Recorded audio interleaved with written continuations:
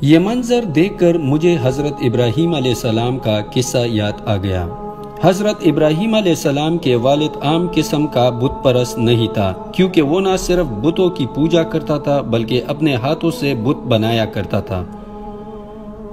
ان کے زمانے میں لوگ پتھر اور لکڑی کے بنے ہوئے بتوں کی پوجا کرتے تھے۔ ستارے، سیاروں، چاند اور سورج کے علاوہ وہ اکثر اپنے بادشاہوں اور حکمرانوں کے سامنے بھی سجدہ زیر ہوتے تھے۔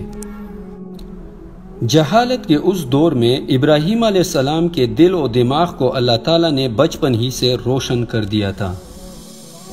اپنے گھر والوں اور قوم کو بہت سمجھانے کی کوشش کی کہ جن چیزوں کو تم لوگ پوچھتے ہو وہ تو خود بے بس ہے، لیکن کوئی ان کی نہ سنتا رہا اور نہ مانتا۔ آخر انہیں ایک اچھا موقع مل ہی گیا۔ ایک روز سب لوگ کسی بڑے میلے میں شرکت کے لیے بستی سے باہر گئے ہوئے تھے اور بت خانہ خالی پڑا ہوا تھا۔ ابراہیم علیہ السلام کلہاڑا لے کر اس کے اندر داخل ہو گئے اور سب سے بڑے بت کو چھوڑ کر باقی سب کو ٹکڑے ٹکڑے کر دیا۔ منظر اس طرح بن گیا جیسے سب کے درمیان لڑائی ہوئی ہو اور سب سے بڑے بت نے غصے میں آ کر چھوٹوں کو تباہ کر دیا۔ لوگ واپس آئے، تباہی دیکھ کر حیران رہ گئے۔ ذہن فوراً ابراہیم علیہ السلام کی طرف گیا، بلایا گیا اور پوچھا گیا، ہمارے معبودوں کا یہ حال آپ نے کیا ہے؟ جواب دیا گیا، لگتا ہے کہ یہ کام سب سے بڑے بت نے کیا ہے، لہٰذا انہی سے پوچھ لیا جائے۔ یہ بات سن کر سب اپنے دل میں سوچنے پر مجبور ہو گئے اور آپس میں کہنے لگے، بے شک تم ہی ظالم ہو کہ بتوں کے بارے میں وہ کچھ کہتے ہو جو ثابت نہیں ہو سکتا۔ شرمندگی کے مارے سر ڈال کر اونگے ہو رہے ہیں اور مجبوراً کہنے لگے، یقیناً تم بھی جانتے ہو کہ یہ بت بول نہیں سکتے۔ اس جواب نے ابراہیم علیہ السلام کو موقع دیا کہ وہ بتوں کی پوجا کو حماقت ثابت کرے۔ بت پرستوں پر اگرچہ اپنے جھوٹے اعتقاد کی بےہودگی واضح ہو چکی تھی، لیکن وہ اپنے غلط ضد پر ڈٹے رہے۔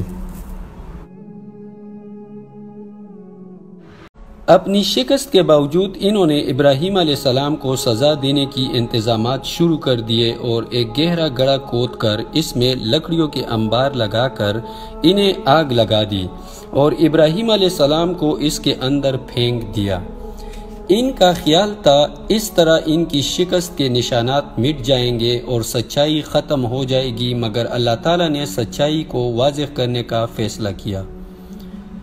اس نے ابراہیم علیہ السلام کو صاف بچا لیا۔ اس کا ذکر قرآن مجید میں یوں آیا ہے، ہم نے کہا، اے آگ تو ابراہیم پر ٹھنڈی اور سلامتی دینے والی بن جا۔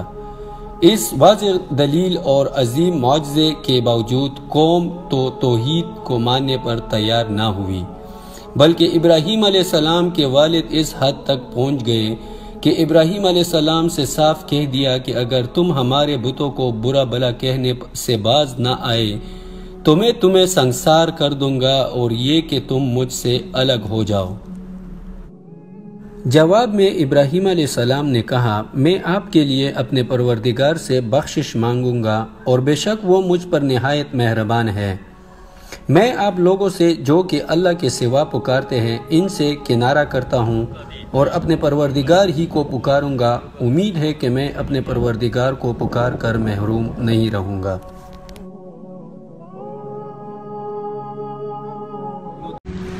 اس ویڈیو کو زیادہ سے زیادہ شیئر کیجیے۔ اجازت چاہتا ہوں، اللہ حافظ۔